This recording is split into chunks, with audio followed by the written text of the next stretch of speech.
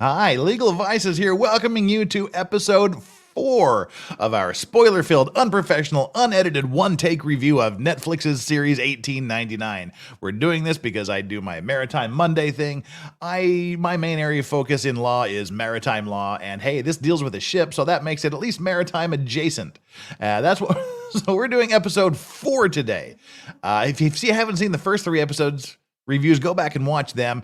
But today we're going to pick it up. And again, the goal here is to shorten these things. They're getting continually longer. We've been 19 minutes for the last episode. We need to see what we can do to break it down. And because it is a maritime related thing, I've decided to wear my Polish fish captain's hat, my Polish captain's hat here today. So that's where we are. Let's jump right into the review because this was a crazy, wild filled episode. I mean, it was just what was going on there was it was weird, it was fascinating, it was incredible, and we're halfway through the series now with this episode. So we're starting to get some roadmaps as to where I think this is going to go. I don't want to make any future predictions. I'll keep them in my head. I'll let you know honestly if I was right or wrong, as I'm either proven right or not proven right. I just don't want to project my thoughts on you in case you have a clearer thought of where it's going. And please, everybody in the chat, if you're leaving a comment later, do a favor, don't put any spoilers in there for what's happening for the future. I don't want to have things spoiled for me, and other people that are reading these reviews and going episode by episode with me don't want the spoilers either. Thank you. So, all right, we left off with the last episode with mutiny going on the ship. Well, this starts out with sounds of mutiny, and then it cuts to the middle of a desert. And it turns out that Jerome is there. Jerome is the black guy that's been stowing away that speaks French. It turns out he's in the French Foreign Legion. So that we get the explanations to why Jerome speaks French. And he's in the desert. There's another guy with him. They're robbing a corpse, and they're talking about running away. But Jerome refuses to run away. And he said, no, we're not going to do this. The supplies are coming. We're going to be okay. The other guy just knocks him out with the butt of his pistol. And then he hears this voice, wake up. And he wakes up out of his dream. Again, every episode starts with a dream and starts with this female voice saying, wake up, and the person waking up. Now it cuts to crewman Franz. Franz is the guy who's been leading the mutiny. And he's got Jerome and Oleg out of in the room. There was Jerome, Oleg, the captain, and the Portuguese fake priest guy. They're being all held prisoner. But Franz comes in and tells Oleg and Jerome to come with him, and they go out on deck. And then the captain and the Portuguese guy are left in the room. They're trying to find a way to get out of the room. When they get on deck, Oleg and Jerome, there's a huge pile of dead bodies there. So the last we heard, it was only the Danish girl, 3 passengers, and 3 crewmen for a total of 7 people. But now there's a very large pile of bodies on the deck, and Franz tells Jerome and Oleg, the Polish crew member, to throw the bodies overboard. They don't really want to.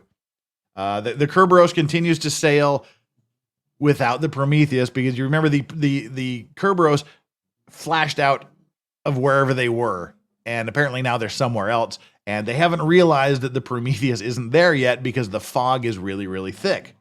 Apparently, or nobody's paying attention. But the Kerberos continues to sail along without the Prometheus. And the mutiny continues. People are being confined to their cabins. It's kind of martial law on the ship at this point. Everybody's being forced to go to their cabins. And that's when one of the crew members comes in and says, we can't find the Prometheus. The Prometheus is gone. And the chief officer is there. And one of the other crew members is there, and he says, how did the Prometheus just vanish? And one of the crewmen says, well, maybe it wasn't the Prometheus that vanished. Maybe it was us that vanished. He says, notice the compasses are working again, and he suspects that maybe we're not where we're supposed to be. And someone said, well, what do you mean by that? And he says, we were facing east last time we looked at the compass readings, at our bearings, and now we're facing west. Now that we're looking at the compass bearings. And he said, then he drops this bomb that they are exactly where they were 3 days before, right at the time when they made the decision to divert their course and go see what these mysterious telegram messages they were getting from that they were getting were from, and that turned out to be the Prometheus. So they're exactly where they were before they made the decision to go after the Prometheus. And they say, well, at least we're still heading towards America. So they go full speed ahead towards America on whatever path the course is on, leaving the Prometheus behind. And there's been no explanation so far up to this point why they're 3 days away from where they were, just hours before. But it's very strange. And then it cuts to the chief officer again. It seems that he's being held by the mutineers, and he says, "Hey, let me tell you guys, we're on the same team here. I got something to tell you."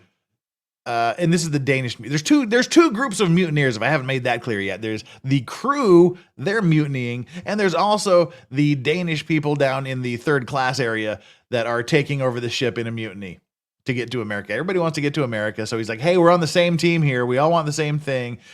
He said, "You have to know something. It was a message that was received from the company before all this went down that said sink ship." And he says, I think, and this was his opinion. This was the chief officer's opinion. Whether it was really his opinion or just something he was saying to gain favor, we don't know. He said the company said to sink ship, and because they wanted the Prometheus to be sunk, and everybody on the Prometheus gone, but the boy from the Prometheus is on this ship now, and nobody was dying before the kid came over from the Prometheus, and so maybe this kid shouldn't be here. And then the new mutineers, the Danish mutineers, they're like, "Okay, let's go find the boy." So that now the chief officer is in with the passenger mutineers.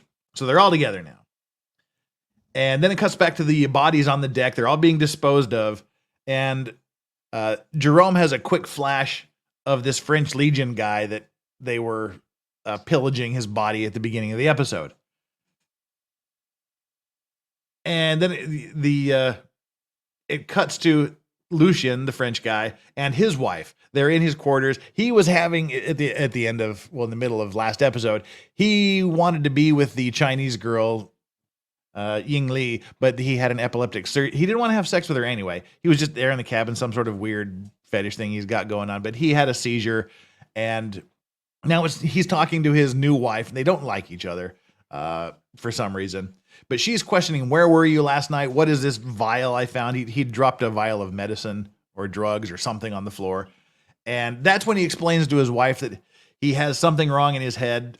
It seems to be epilepsy, but then he says it's something in his head. He's going to die. He's got a few days or a few weeks left to live, and that medicine stops the seizures. So apparently it's not just normal epilepsy, but it's causing him seizures, whatever. Maybe it's a brain tumor. I don't know. But he says he's going to die soon, and his new wife says, "Well, why didn't you tell me?" And he says, "Because you don't give a fuck about me anyway."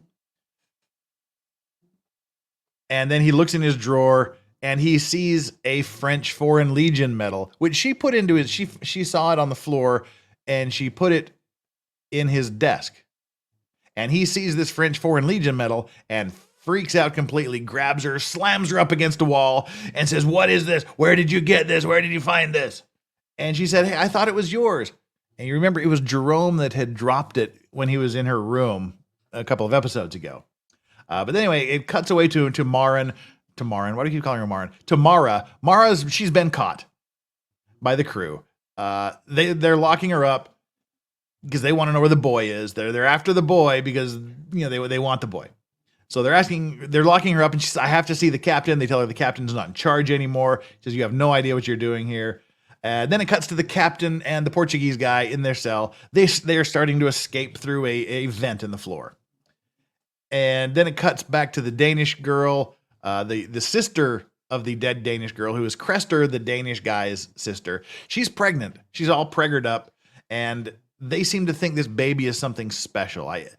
They keep touching her belly and talking about angels of light and weird things. So I don't know what's going on with this Danish religious community, but this daughter's pregnancy apparently is something special. Then we cut back to the mutineers. What are the mutineers doing? Well, the mutineers, they go straight to Mara's room. They get in the room because they think the boy is in there, but the room is empty, completely empty. That's where she left the boy, but the boy's not in the room anymore. And then they go out looking elsewhere, and they lock Mara in the room.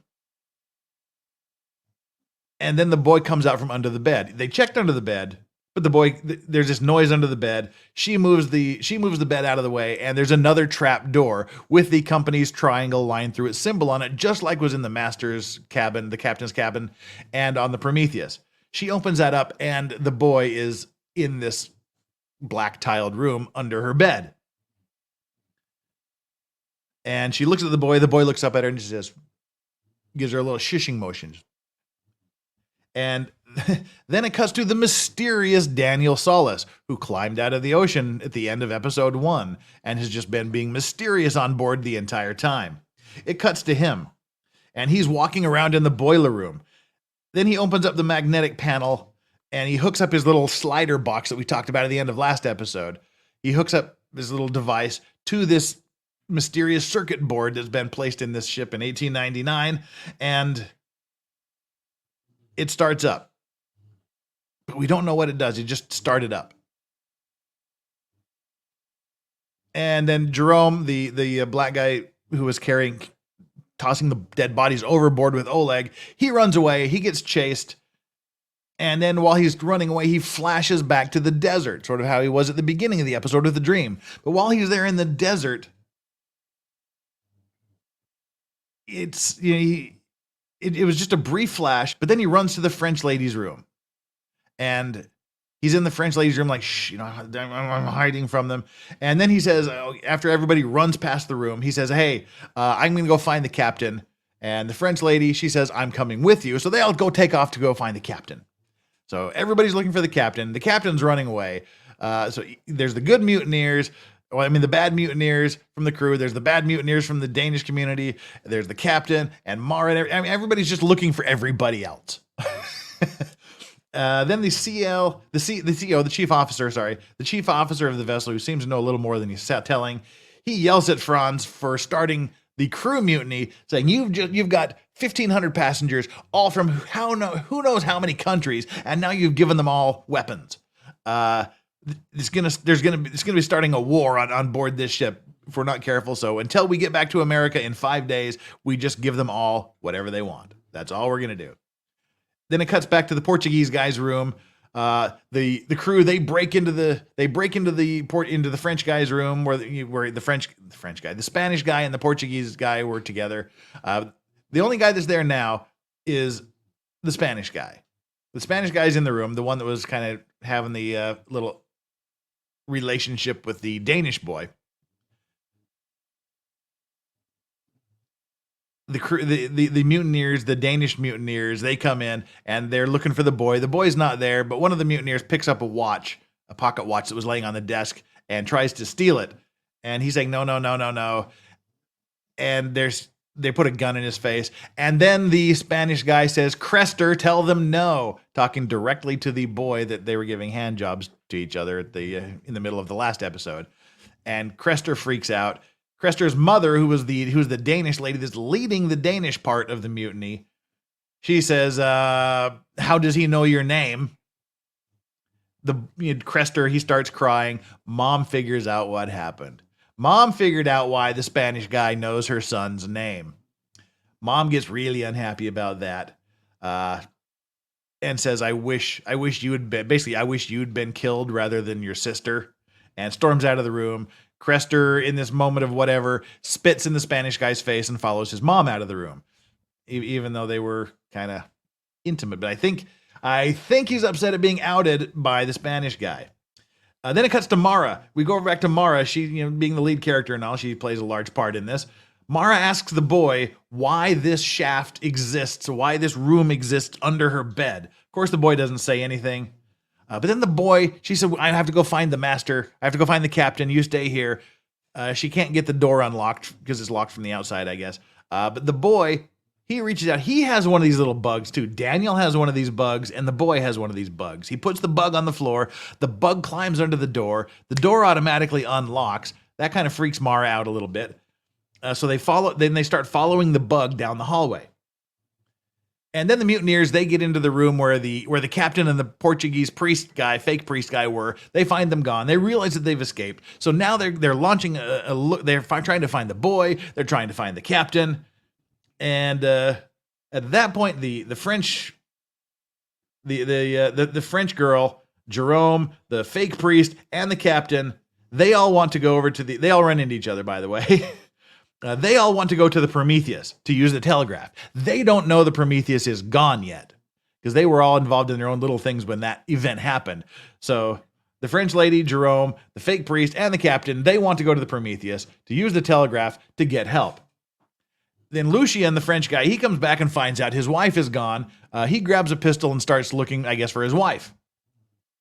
And then it cuts back to Mara and the boy following this bug again. They're following this damn little bug down the hallway. The bug crawls under another door and unlocks that one. That leads out to the to this subdeck where the lifeboat is that everybody else is trying to get on so they can go over to the Prometheus.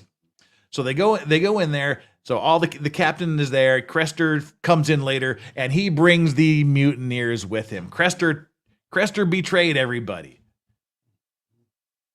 And so now you have all the good side versus the mutineers. They're all staring down each other. They've all got guns. They're pointing the guns at the captain and the French and everybody else there.